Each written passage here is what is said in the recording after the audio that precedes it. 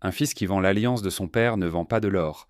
Il vend le droit de porter son propre nom sans honte, et ce droit ne se rachète jamais.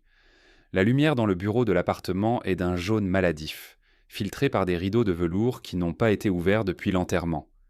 Elle tombe sur le rectangle de bois clair, plus propre que le reste, là où trônait autrefois la collection de montres de collection de son défunt mari.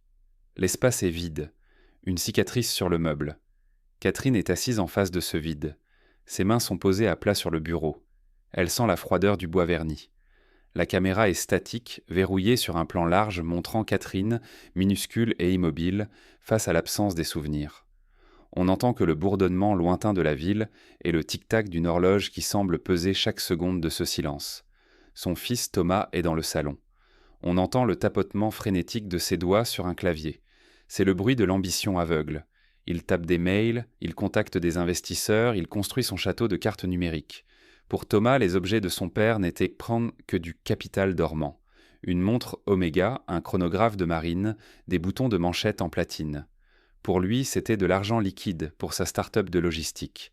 Pour Catherine, c'était la voix de son mari, le poids de sa main, l'odeur de son tabac froid qui s'accrochait encore au bracelet de cuir. Thomas a tout emporté chez un prêteur sur gage de la rue Lafayette, profitant d'un après-midi où Catherine était à l'église. L'air dans la pièce sent la poussière remuer et le café amer. Catherine ferme les yeux. Elle revoit le visage de Thomas quand il est rentré ce soir-là, avec ce sourire forcé et cette lueur de culpabilité vite étouffée par l'excitation du premier tour de table. Il ne lui a rien dit. Il a simplement attendu qu'elle découvre le vide. Et quand elle a posé la question, il a parlé de prêts à court terme, de vision d'avenir et de ce que papa aurait voulu. Un mensonge gras, huileux, qui reste collé aux parois de la gorge. Tu sais, maman, l'entreprise va exploser d'ici 6 mois. On remboursera tout, avec les intérêts. C'est juste un levier, avait-il dit sans la regarder dans les yeux. Catherine n'avait pas crié. Elle n'avait pas pleuré. Elle s'était simplement levée, ses articulations craquant dans le silence, et était sortie. Elle n'est pas allée à la police. Elle est allée voir M. Kovacs, un homme dont le bureau sent le vieux papier et le métal froid. Kovacs n'est pas une banque. C'est un collecteur de dettes. Catherine a posé sur sa table les titres de propriété de la maison de campagne et ses propres économies. Elle a racheté les objets de son mari, mais elle a fait plus que cela. Elle a racheté la créance de Thomas. Par un montage financier complexe, elle est devenue l'investisseur principal, mais anonyme, de la start-up de son fils. Elle tient désormais les rênes de son rêve. Elle observe Thomas à travers l'entrebâillement de la porte. Il boit une boisson énergisante, les yeux fixés sur ses graphiques de croissance. Il croit qu'il a réussi à lever des fonds auprès d'un business angel discret. Il ne sait pas que cet ange porte une robe de chambre et qu'elle prépare sa soupe dans la cuisine d'à côté. Il ne sait pas que chaque euro qu'il dépense pour son logiciel est un euro qu'il lui doit personnellement, avec des clauses de remboursement si strictes qu'elles s'apparentent à un étranglement. La caméra reste fixée sur le profil de Catherine. Son visage est une surface lisse, impénétrable. Elle ne ressent plus de tendresse maternelle.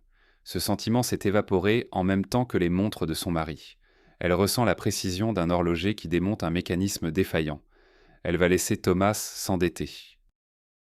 Elle va le regarder s'enfoncer dans le luxe inutile, les bureaux design et les campagnes marketing coûteuses. Elle va financer sa chute. Car plus il montera haut avec son argent, plus la chute sera brutale quand elle décidera de couper le flux. Le soir tombe. L'ombre gagne le bureau, effaçant le rectangle clair sur le meuble. Catherine se lève enfin. Elle se dirige vers la cuisine. On entend le bruit de l'eau qui coule dans la casserole, un son monotone, régulier. Thomas l'appelle depuis le salon. « Maman, tu as vu ? On a reçu le 2e versement. On va pouvoir embaucher 2 développeurs. On est lancé, maman. » Catherine s'arrête, la main sur le robinet. Elle regarde l'eau couler. « C'est merveilleux, Thomas. Profite de chaque seconde. Le temps est une ressource précieuse. » Elle ferme le robinet. Le silence revient, plus lourd, plus dense. La caméra recule lentement, laissant Catherine dans la pénombre de la cuisine, tandis que dans le salon, la lumière bleue de l'écran de Thomas illumine son visage de prédateur ignorant. Le piège n'est pas encore visible, mais il est partout, dans chaque ligne de code, dans chaque contrat signé, dans chaque respiration. Thomas pense avoir vendu le passé pour acheter le futur. Il n'a fait que vendre son futur pour racheter un passé qu'il a déjà profané. Catherine attend. Le décompte a commencé. L'odeur de la poussière d'or a laissé place à celle du fer froid. Le silence dans le couloir de l'appartement est une matière visqueuse, une épaisseur de poussière et de ressentiment qui semble étouffer le moindre battement de cœur. Catherine est debout, invisible dans l'ombre de la bibliothèque, observant son fils par l'entrebâillement de la porte du bureau. La caméra est strictement statique, un œil de verre fixé sur le bureau, en acajou où Thomas s'agite. On n'entend que le froissement du papier, un son sec, presque chirurgical, et le souffle court de Thomas. Il transpire. L'odeur de sa sueur acide, mêlée à l'arôme métallique de l'encre fraîche, sature l'air confiné de la pièce. Il tient un stylo plume, l'objet fétiche de son père, et s'exerce sur une feuille de brouillon à imiter la boucle du C de Catherine. C'est un travail d'orfèvre du crime, une danse de la main qui efface 30 ans de maternité pour quelques chiffres sur un écran. Thomas a besoin de liquidité. Son application de logistique, Fleetmaster, est un gouffre financier. Les serveurs coûtent moins cher, les développeurs indiens réclament leurs arriérés, et les investisseurs qu'il a sollicités se sont évaporés comme la rosée du matin. Il ne lui reste qu'une carte à jouer, l'appartement familial. Un bien de famille, un bloc de pierre et d'histoire situé au cœur du 6e arrondissement. Il a besoin de la signature de Catherine pour valider l'hypothèque de second rang, mais Catherine ne signerait jamais. Alors, il le fait pour elle. Le crissement de la plume sur le papier est le seul verdict de cet après-midi de novembre. Un son monotone, répétitif. 1, 2, 3 essais. Enfin, la signature est parfaite. Elle ressemble à celle d'une femme aimante, mais elle porte en elle le germe de la destruction totale. Catherine observe chaque mouvement. Elle voit l'éclat de triomphe dans les yeux de son fils quand il tamponne le document avec un sceau qu'il a fait fabriquer illégalement. Elle sent une vague de froid polaire l'envahir, une anesthésie émotionnelle qui remplace la douleur par une logique pure, mathématique. Elle ne sort pas de l'ombre, elle ne crie pas. Elle attend que Thomas quitte la pièce pour aller poster le document. Le bruit de la porte d'entrée qui claque résonne dans tout l'appartement comme le coup de grâce d'un condamné. Catherine s'avance alors vers le bureau. Elle touche le bois là où Thomas posait ses mains. Le bois est chaud, d'une chaleur de voleur. Elle regarde le buvard. L'empreinte de la signature inversée est là, comme un fantôme de sa propre identité volée. Elle se dirige vers la cuisine. Elle allume la gazinière. Le déclic du piézoélectrique est un rythme métronomique dans le silence de mort. 1, 2, 3. La flamme bleue danse, projetant des ombres mouvantes sur les murs tapissés de papier peint jauni. Catherine pose la bouilloire. Elle attend que l'eau siffle. Ce sifflement est la bande-son de sa patience. Elle sort son téléphone, un appareil moderne que Thomas lui a offert pour rester connecté, ne se doutant pas qu'elle l'utilise pour surveiller ses propres comptes via une application de gestion de patrimoine crypté. Elle compose un numéro, celui de M. Kovacs, le prêteur sur gage qui gère désormais ses intérêts sous le couvert d'une société de crédit privé, la Sphinx Capital. « Il vient de le faire », dit-elle d'une voix monocorde, sans une once d'émotion. Le document est en route. Acceptez l'hypothèque immédiatement. Ne demandez aucune vérification supplémentaire. Versez les fonds sur son compte professionnel demain matin à 9h. Vous êtes sûre, Madame Morel ? La voix de Kovacs est un grésillement de papier de verre. Si vous faites cela, vous lui donnez la corde pour se pendre. S'il ne rembourse pas, je serai obligé de saisir votre propre domicile en votre nom. C'est précisément le but, Monsieur Kovacs. Je veux qu'il se sente riche. Je veux qu'il dépense chaque centime de ce mensonge. Je veux qu'il construise son empire sur une fondation de glace. Appelez-moi quand le transfert sera confirmé. Elle raccroche. Le silence revient, plus dense, plus oppressant. L'eau de la bouilloire commence à bouillir, un bouillonnement sourd qui rappelle le bruit d'une mer agitée au loin. Catherine se prépare un thé noir, très fort. L'odeur de la bergamote se mélange à celle du gaz. Elle s'assoit à la table de la cuisine, fixant le carrelage dont elle connaît chaque fissure. Elle se souvient de Thomas enfant, ici même, faisant ses devoirs de mathématiques. Il était doué pour les chiffres. Elle aurait dû savoir que les chiffres finiraient par dévorer son cœur. Dehors, la pluie commence à tomber. De grosses gouttes lourdes qui s'écrasent contre le zinc des toits de Paris avec un bruit métallique. Catherine regarde l'eau couler le long des vitres, créant des distorsions sur le paysage urbain. Elle pense au bureau de Thomas, qu'il loue à prix d'or dans un espace de coworking branché. Elle imagine la scène demain matin. Thomas recevant la notification de virement. Elle voit son sourire, son soulagement, sa certitude d'avoir sauvé dans son entreprise. Il va appeler ses employés, il va commander du champagne, il va se croire invincible. Il ne saura pas que chaque euro qui entre sur son compte est un poids de plomb attaché à ses chevilles. Catherine se lève et se dirige vers la chambre de son mari défunt. Elle ouvre l'armoire. L'odeur du cèdre et de la lavande est encore là. un parfum de dignité perdue. Elle caresse le costume en laine grise que son mari portait pour les grandes occasions. Elle pense aux montres qu'il aimait tant, celles que Thomas a vendues pour quelques liasses de billets. Elle sent une détermination de granit l'habiter. Elle n'est plus une mère qui pleure. Elle est le bras armé d'un destin qu'elle a elle-même tracé. Elle sait que dans 3 mois, le premier remboursement de l'hypothèque tombera. Elle sait que le business plan de Thomas est une chimère, une suite de prévisions délirantes basées sur un marché saturé. Elle sait qu'il échouera. Elle ferme l'armoire. Le bruit des portes en bois massif qui se rejoignent est définitif. C'est le bruit d'un coffre-fort qui se ferme. Elle retourne dans le salon, s'assoit dans l'obscurité et attend. Elle n'allume pas la lumière. Elle n'a pas besoin de voir pour savoir que le piège est parfait. La caméra, toujours statique, montre Catherine assise dans son fauteuil, une silhouette immobile dans la pénombre, tandis que les phares des voitures qui passent dans la rue balayent les murs de temps à autre. C'est une veille funèbre, la veille de la mort sociale de son fils. Le sifflement de la bouilloire s'est arrêté depuis longtemps. Le silence est revenu, souverain. Catherine ferme les yeux et respire l'air froid de la pièce. Elle se sent en paix. Une paix glacée, dépourvue de pitié.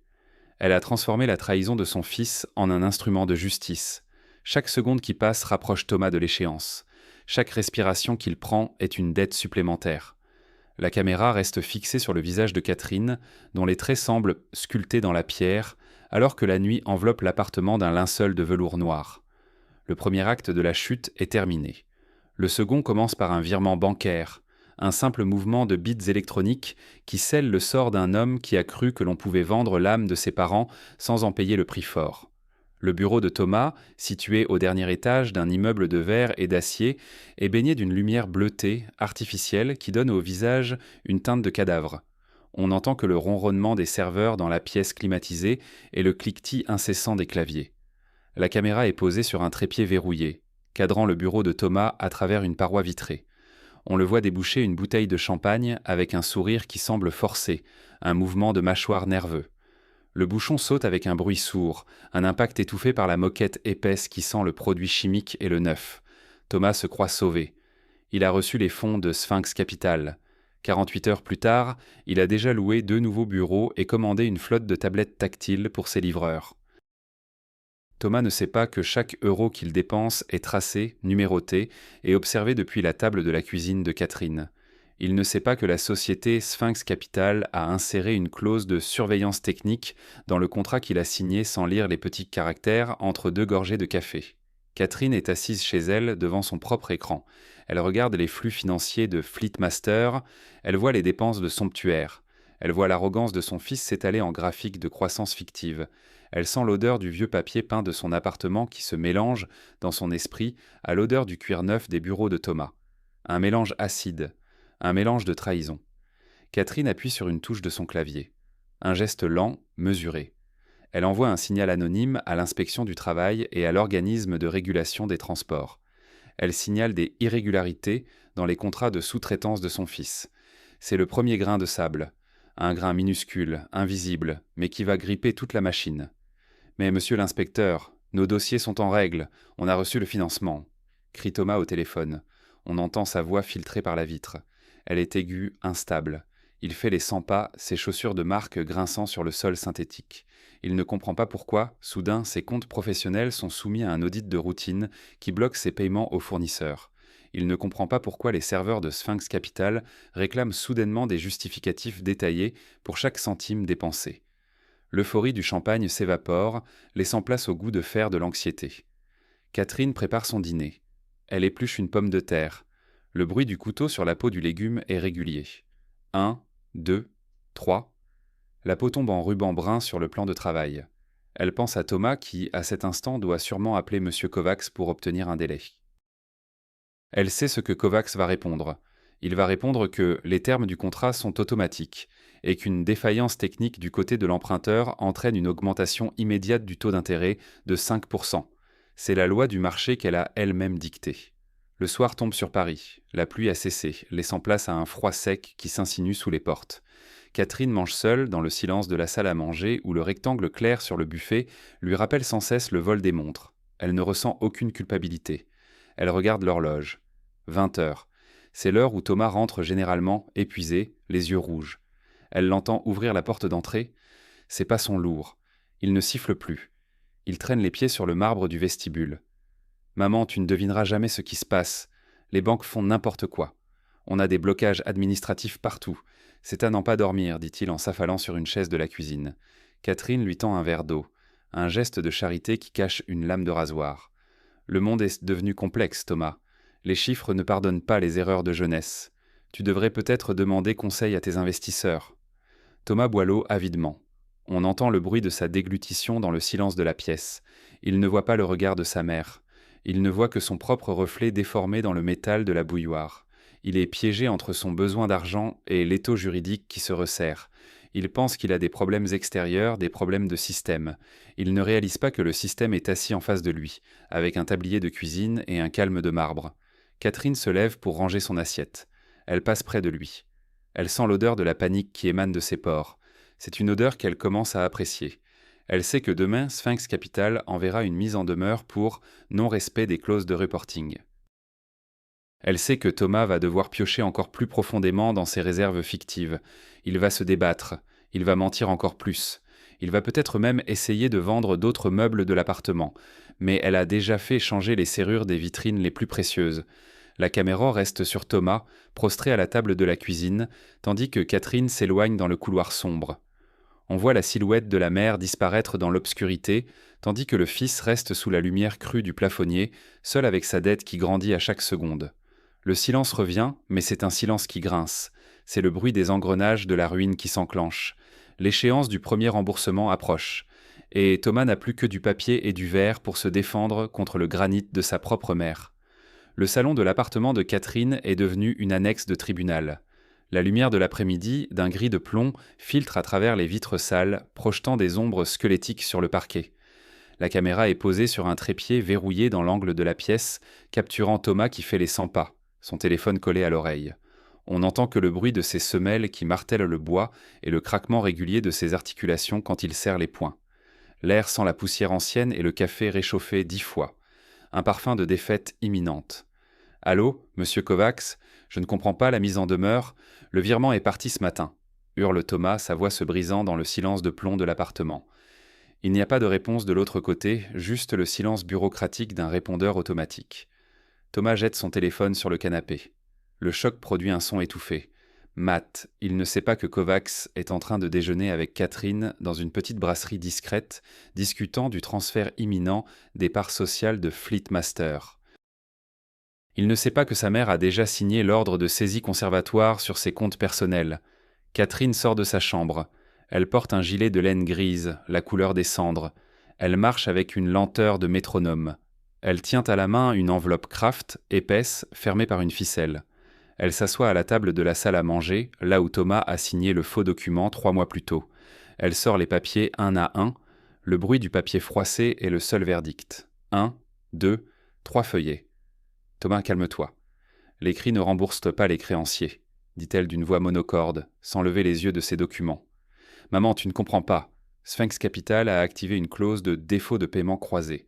Parce que j'ai un retard de 2 jours sur l'hypothèque de l'appartement, ils ont le droit de saisir tous les actifs de mon entreprise. Ils sont en train de me voler ma vie. » Thomas s'approche de la table. Il a les yeux rouges, les traits tirés par des nuits d'insomnie. Il ressemble à un animal traqué qui ne voit pas que le chasseur est assis juste devant lui. Il regarde les papiers que Catherine feuillette. Ce sont les statuts de sa propre entreprise, annotés à l'encre rouge. Sa mère souligne des paragraphes avec une précision chirurgicale. « Ce n'est pas un vol, Thomas. C'est une exécution contractuelle. Tu as mis cet appartement en garantie. Tu as dit que c'était un actif sûr.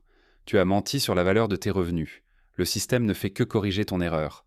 L'odeur du gaz s'échappe de la cuisine. Catherine a mis de l'eau à chauffer pour son thé médicinal.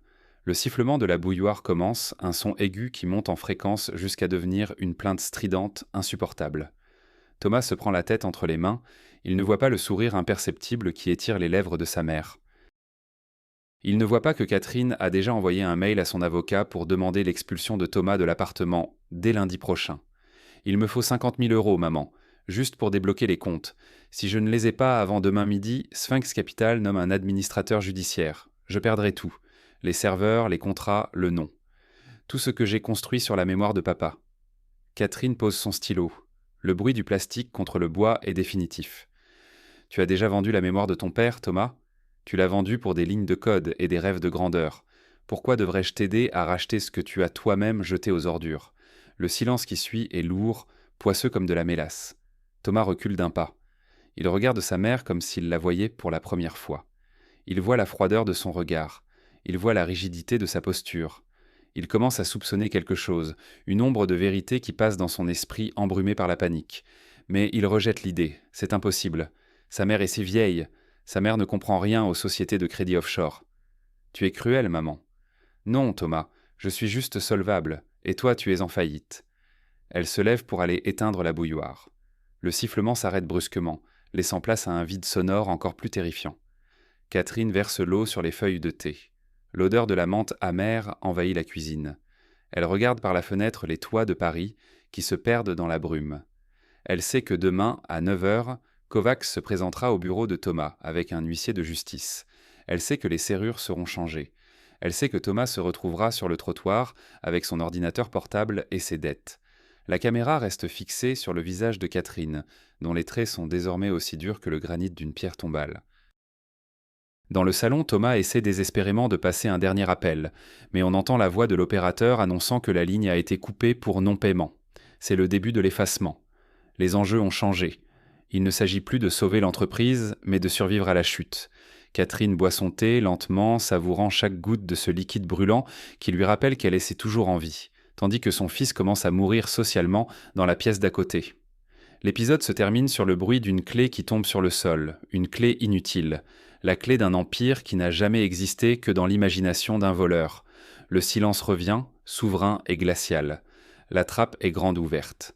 Thomas a déjà les 2 pieds dans le vide. Le bureau de Fleetmaster est un chaos de silence et de dossiers éparpillés. La lumière crue des néons vacille, projetant des éclats de blanc électrique sur le sol jonché de câbles débranchés. La caméra est statique, fixée sur le seuil de la porte vitrée, montrant Thomas debout au milieu des décombres de son ambition. On n'entend que le bourdonnement lointain de la circulation et le froissement des sacs poubelles noirs que les agents de sécurité remplissent avec ses effets personnels. L'air sent le plastique brûlé et le café rassis. Une odeur de fin de règne. Monsieur Kovacs est là, imperturbable. Il tient un dossier cartonné sous le bras. Il ne regarde pas Thomas. Il regarde sa montre, une vieille montre à gousset qui émet un cliquetis métallique régulier, comme un couperet qui tombe. Les 2 vigiles au visage de pierre attendent que Thomas finisse de vider son tiroir. Il ne lui reste rien. Les serveurs ont été saisis. Le nom de domaine Fleetmaster appartient désormais juridiquement à Sphinx Capital. « Vous ne pouvez ne faire ça, Kovacs. C'est ma vie, mes idées, » balbutie Thomas. Sa voix n'est plus qu'un sifflement étranglé, une plainte animale. Kovacs lève enfin les yeux. Son regard est un vide gris, sans reflet. « Ce ne sont plus vos idées, monsieur Morel. Ce sont des actifs gagés. Vous avez fait défaut sur le remboursement de l'hypothèque. Selon la clause de transfert automatique, la propriété intellectuelle et les parts sociales reviennent à l'investisseur principal. C'est mathématique, c'est propre. » Thomas s'effondre sur une chaise de bureau ergonomique qui roule légèrement sous son poids. Le bruit des roulettes sur le linoléum est un gémissement dérisoire. Il regarde ses mains, elles tremblent. Il pense à l'appartement. Il pense à Catherine. Il imagine sa mère seule dans la pénombre, attendant qu'il rentre pour lui annoncer qu'ils sont à la rue. Il sent une bouffée de honte mêlée à une terreur pure. « Je dois appeler ma mère. Elle va perdre son toit à cause de vous, » dit-il en cherchant désespérément son téléphone dans ses poches vides. « Ne vous donnez pas cette peine, Thomas. Votre mère est déjà au courant, » répond une voix calme, monocorde, provenant du couloir. Catherine entre dans la pièce. Elle ne porte pas son tablier de cuisine. Elle est aise et vêtue d'un tailleur noir, strict, celui qu'elle portait pour les obsèques de son mari. Elle marche avec une assurance qu'il ne lui a jamais connue. Elle s'arrête à côté de Kovacs. Le silence qui s'installe est une chape de plomb. La caméra reste fixée sur ce trio, le fils brisé, l'exécuteur et la mère souveraine. Thomas la regarde, la bouche ouverte, l'esprit incapable de traiter l'information. L'odeur du tailleur de sa mère, un mélange de cèdre et de parfums anciens, envahit l'espace aseptisé du bureau. « Maman, qu'est-ce que tu fais ici? Comment es-tu entrée ?» Catherine pose une main gantée sur le dossier que tient Kovacs. Un geste de possession. « Je suis l'investisseur principal, Thomas. Sphinx Capital, c'est moi. Les fonds qui ont payé tes bureaux, tes serveurs et tes déjeuners d'affaires provenaient du rachat des bijoux et des montres de ton père. J'ai simplement réinvesti ton vol pour en faire ton tombeau. » Le visage de Thomas se décompose. La peau devient livide, presque translucide sous les néons. Il réalise enfin la perfection du piège. Chaque mensonge qu'il a proféré, chaque signature qu'il a imitée, chaque euro qu'il a détourné a été enregistré, analysé et retourné contre lui par la femme qu'il croyait trop faible pour se défendre. Le silence de la pièce est désormais total, interrompu seulement par le bruit de la climatisation qui souffle un air glacé. « Tu m'as ruiné. Tu as ruiné ton propre fils, murmure-t-il, les larmes commençant à couler sur ses joues. Non, Thomas, tu t'es ruiné le jour où tu as estimé que la mémoire de ton père valait moins qu'un logiciel de livraison. Je n'ai fait qu'administrer ta faillite morale. Tu as voulu jouer avec les chiffres ont gagné. » Catherine fait un signe de tête à Kovacs. Celui-ci tend à Thomas une enveloppe blanche. « C'est votre avis d'expulsion pour l'appartement, » dit-elle sans une once de pitié dans la voix. « Tu as jusqu'à ce soir, 18 heures, pour récupérer tes vêtements. Le reste appartient à la succession. Une succession que j'ai décidé de léguer intégralement à une œuvre de charité pour les veuves de la marine. Tu ne toucheras plus jamais un centime de ce nom que tu as déshonoré. » Elle se détourne. Le bruit de ses talons sur le sol dur résonne comme des coups de marteau. Thomas reste prostré, l'enveloppe à la main. Il regarde le logo de Sphinx Capital, qui ressemble étrangement au blason de la famille de son père. L'ironie est un goût de cendre dans sa bouche. Il est au fond du puits, et c'est sa propre mère qui a scellé la margelle. La caméra reste sur Thomas, seul dans ce bureau vide de sens, tandis que la silhouette de Catherine s'éloigne dans le couloir de verre. On voit son reflet se multiplier à l'infini dans les parois transparentes. Elle ne se retourne pas. Elle marche vers l'ascenseur. Le bip de l'ascenseur annonce la fin de la séance. Le silence revient, lourd, définitif. L'odeur du papier brûlé semble maintenant émaner des restes de son contrat. Tout est perdu. Tout est effacé. Thomas sort de l'immeuble. La lumière du jour est trop vive, elle blesse ses yeux. Il marche sur le trottoir, bousculé par les passants qui ne voient en lui qu'un homme pressé de plus. Il n'a nulle part où aller. Les clés de l'appartement ne tournent plus dans son esprit. Il sent le froid de la rue s'insinuer sous son costume coûteux. Le décompte est terminé. L'épisode s'achève sur le bruit d'une porte blindée qui se ferme, quelque part dans Paris, isolant Catherine dans sa victoire solitaire et Thomas dans son néant financier. L'appartement de la rue Lafayette est redevenu un tombeau de dignité. La porte d'entrée a été refermée, le verrou a cliqué avec un son sec, métallique, définitif. Catherine est seule. La caméra s'est posée sur le trépied imperturbable du buffet en acajou, cadrant le vestibule vide. On n'entend que le balancier de la grande horloge comtoise, un battement de cœur de bois qui semble reprendre son rythme après une longue arythmie. L'air sent la cire d'abeilles fraîches et le thé à la bergamote. L'odeur de la panique de Thomas s'est dissipée, chassée par le courant d'air froid que Catherine a laissé entrer pendant 1 heure. Thomas est parti. Il n'a emporté qu'un sac de sport contenant quelques chemises et son ordinateur dont la batterie est vide. Il n'a pas laissé de mots. Il n'a pas crié cette fois-ci. Il a simplement glissé ses clés sur le marbre de la console avant de franchir le seuil, les épaules voûtées, comme écrasé par le poids invisible de sa propre dette. Catherine ne l'a pas regardé descendre l'escalier. Elle a écouté le bruit de ses pas s'estomper, marche après marche, jusqu'au silence total de la cage d'escalier. Un fils qui s'efface de la vie de sa mère, un chiffre après l'autre. Elle se dirige vers le bureau de son mari. Elle porte dans ses mains une boîte en velours bleu nuit, celle que M. Kovacs lui a remise ce matin au café. Elle l'ouvre. À l'intérieur, les montres de collection brillent d'un éclat froid sous la lumière de la lampe de bureau. L'Oméga, le chronographe de Marine, les boutons de manchette en platine. Tout est là. Catherine sort les objets un à un. Elle sent le froid de l'acier contre sa peau, un froid qui lui semble plus chaleureux que n'importe quelle étreinte de son fils. Elle les repose exactement là où ils se trouvaient, avant le vol, dans les creux formés par le temps, sur le velours du tiroir. « Voilà, tout est à sa place, murmure-t-elle. Sa voix est monocorde, dépourvue de triomphe. C'est la voix d'une comptable qui vient de clore un dossier litigieux. Elle s'assoit dans le fauteuil en cuir de son mari. Le cuir craque sous son poids, un soupir de soulagement du mobilier. Elle regarde le bureau. Le rectangle de bois clair a disparu, recouvert par les objets retrouvés. La cicatrice est refermée. Elle prend une plume, la plume de son mari, et signe le document final de la fondation Mémoire de Marine. Elle lègue l'intégralité des parts de la société Sphinx Capital et donc de l'ex-start-up de Thomas à cette œuvre. Elle ne veut pas de cet argent. Elle voulait seulement que son fils ne l'ait pas. Dehors, le soir tombe sur Paris. La neige commence à tomber, de fins flocons blancs qui tourbillonnent devant la fenêtre avant de se poser sur le zinc des toits. Catherine regarde la neige. Elle pense à Thomas. Où dort-il ce soir? Dans un hôtel bon marché, payé avec ses derniers euros, chez un ami qui finira par se lasser de ses histoires de complots financiers? Elle s'en fiche, elle ne ressent ni haine ni pitié, elle ressent la paix du vide, un vide qu'elle a elle-même cultivé pour protéger ce qu'il restait de son passé. Elle se lève et va vers la fenêtre. Elle voit son propre reflet dans la vitre, une silhouette noire sur fond de ciel gris. Elle ressemble à une ombre parmi les ombres. Elle pense au testament. Thomas ne sait pas que s'il s'était simplement excusé, s'il avait avoué son erreur au lieu d'imiter sa signature, elle lui aurait donné cet argent. Mais l'avidité ne connaît pas la repentance, elle ne connaît que le calcul. Et dans le calcul, Catherine a toujours été la plus forte. La caméra recule lentement, très lentement, quittant le bureau pour traverser le salon plongé dans la pénombre.